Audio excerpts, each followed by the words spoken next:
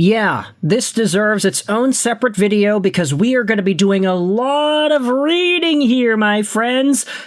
It's like that new James Cameron movie, Fire and Ash, Fire Sale in Vancouver. Earlier this morning, the folks on TSN Hockey went out there and spoke about the Vancouver Canucks trade chatter. Darren Dreger gave us an update. We then had ourselves Jim Rutherford going out there in an article by Patrick Johnston talking about the Vancouver Canucks need to get younger and how it's time to trade. We then had Nick Kypreos, who posted on sportsnet.ca earlier this morning, who's available on the trade board. And spoiler alert, there are some Vancouver Canucks players on this list. And you also had Thomas Drance going out there and talking about whom it is the Vancouver Canucks will be shopping. All this and more, plus David Pagnotta in this video. There is so much to dive into. Firstly, let's get into what Darren Dreger said on Vancouver Canucks trade chatter this morning. The Canucks management sent out a note to the other 31 NHL teams on Monday to say, hey, look, we're interested in talking about our pending UFA players in a trade-like capacity.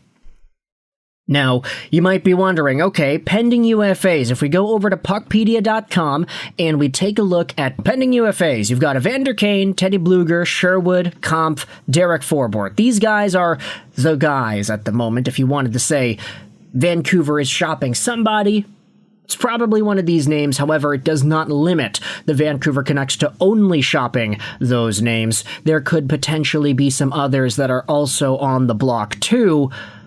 Let's continue with what Jim Rutherford said about the Vancouver Canucks needing to get younger. He admits the team hasn't performed as expected, so the future is now the focus. The team's UFAs are now available for trade. We have to make this team younger. We have to get this team going in a different direction from where we've been.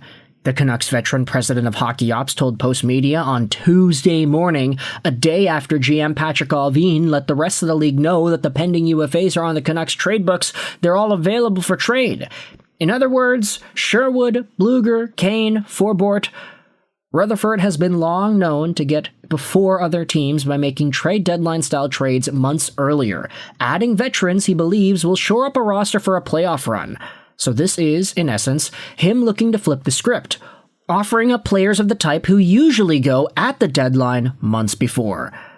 The position of the team is that you would be willing to talk about the UFAs that would be talked about closer to the trade deadline. This isn't about just looking at trading everybody. There are a number of veterans who have played very well. So this isn't about clumping everyone together, it's more about accelerating the obvious moves that could be made 2 months down the road. Whether it's a younger player or a draft pick, that's really the direction we need to go in, he said. Use whatever word people like. Whether it's somewhat of a rebuild, not a full-blown rebuild, but a rebuild, retool, whatever. It's the position we've been in since the JT Miller trade. Man, this guy does not shut up about the gosh darn JT Miller trade. Ay, we get it. JT Miller and Elias Pettersson's feud derailed this team forever, and it was totally unexpected. It was in a spot where, hey, Vancouver had this direction, they had this path, they had this idea in mind of what they wanted to do, but then nope, Petey and Miller fighting derailed everything, and now the Canucks are damned to eternal hell. Sorry, Miller. Sorry, Petey, but you guys have just damned the Vancouver Canucks for the next 15 years, it feels like. Which leaves the elephant in the room, Quinn Hughes' future. Presumably the best defenseman in team history wants to play for a team that's truly looking to contend for a cup. At least, that's what Rutherford himself has mused. A team that also features his brothers.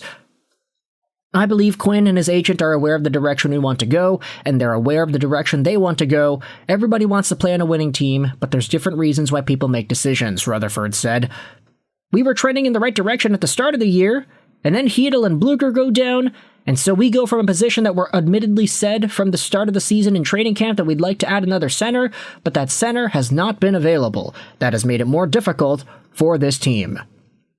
I don't think we should focus a whole lot on the mistakes of younger players when you have veterans making the same mistakes. I think it would be unfair to just point the fingers at the players. We play in a game of mistakes. There's going to be mistakes made, but certainly these good young players are just going to get better. They're going to be better for the experience. Rutherford said.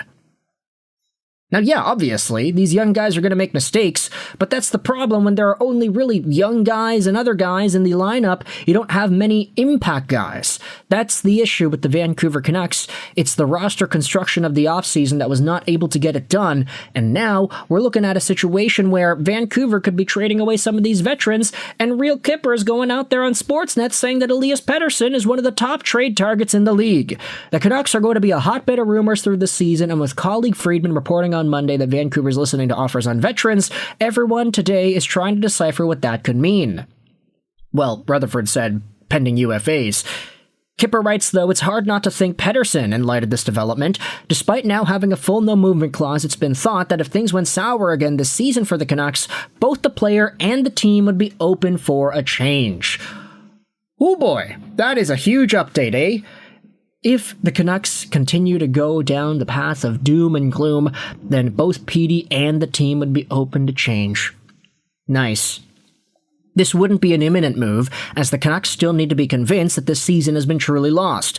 It's believed the Canucks and the Hurricanes have had discussions about Pettersson in the past, and there's no reason to believe there isn't ongoing dialogue. Vancouver would have interest in Svechnikov, but that won't solve their issues down the middle. While a Pettersson trade might be slower to develop this season, he'll remain on this list until the Canucks can prove they'll contend for a playoff spot. Sorry, Kiefer, but the Canucks are not going to be able to do that this season. I think that's plainly obvious. You also have Kiefer Sherwood, who is listed as a top trade target on the trade board. When we hear that veteran players are available, Sherwood is another name that comes to mind. He's in the final year of his contract. He'll be looking for at least $5 million AAV. And that sharp hike from his current rate will take him till his age 36 season. That's a lot for a player of his age to ask for. Sherwood played his first full NHL season 2 years ago, scored a career-high 19 goals last year, and blew past the league record for hits. Today, Sherwood is second in the league in hits and has already scored 12 goals. The appeal for a playoff team is obvious. This is a tough position for Vancouver to be in. They can't take a chance to give that sort of a contract to Sherwood and have him fall off or disappear shortly after. He's also capped as a third-line player here. In all probability, this will eventually lead to a trade. You then had other folks going out there and saying, this David Pagnotta said people I've talked to in the last 12 hours or so on the agent side, on other teams, they're all wondering what's next for the Canucks. If they're going to make a solid change, who are those guys? Well, you had Rick Dollywall going out there on Donnie and Dolly saying that the player with the most traction is that Kiefer Sherwood.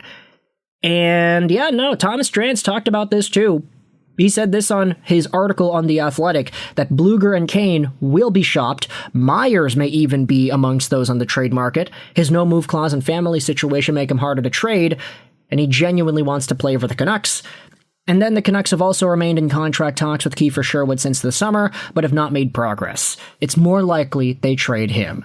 They're seeking younger players, or at least a second-round pick. And they're willing to hold on to him and sign him to an extension if teams cannot meet the asking price. It's hard to give a report on Quinn Hughes and his future. Everyone is keeping things close to the vest. It appears that the Canucks have been working on contingency plans since last season with their interest in Bowen Byram and Pavel Mintyukov. Thomas Drance as well does not think the Canucks' leverage is affecting much if they wait until the summer to make a decision on Hughes. So, that's a lot of information. There's so much to dive into with the Vancouver Canucks. This is just a short 10-minute video that dives into all this stuff in a pretty quick fashion. Obviously, there's a lot more room to speculate, a lot more names that we can dive into, but for now, I want you to let me know your thoughts in the comment section below. How do you feel about the Vancouver Canucks going out there and trading away these UFA guys? It is Blueger, it is Sherwood, it is Kane, it is Forbort, and then you still have talks on Elias Pettersson potentially being interested of leaving if the Canucks still continue to suck. Let me know your thoughts in the comment section below. All these articles will be linked in the description. I hope you enjoyed this video. And bye.